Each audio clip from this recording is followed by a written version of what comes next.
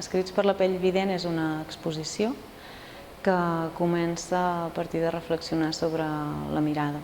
i el fet de que, tenir la sensació que ens relacionem principalment amb el món i amb l'altra gent a través de la vista, i una mica vol reivindicar altres maneres d'acostar-nos a la realitat, més a través del sentit, sobretot reivindicar el tacte com a font de percepció del que ens envolta. Una és la instal·lació No ens cal la llum, que és una sèrie de frases escrites en braille a la paret, amb ceràmica blanca, que el que busquen és que estiguin llegides amb el tacte, sí que no esperen que l'espectador sàpiga llegir braille, no es tracta d'això, però sí que la forma amb la que estan posades aquestes frases d'alguna manera vol evocar el significat que tenen. Després hi ha l'escultura o instal·lació de la paràbola dels cecs, que són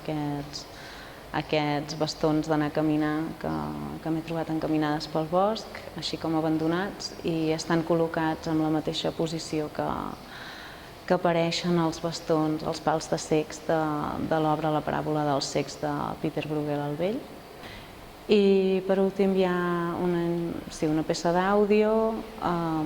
que és una lectura de les frases que hi ha a la paret per No ens cal la llum. Es diu Postal sonora de l'illa de Maeterlinck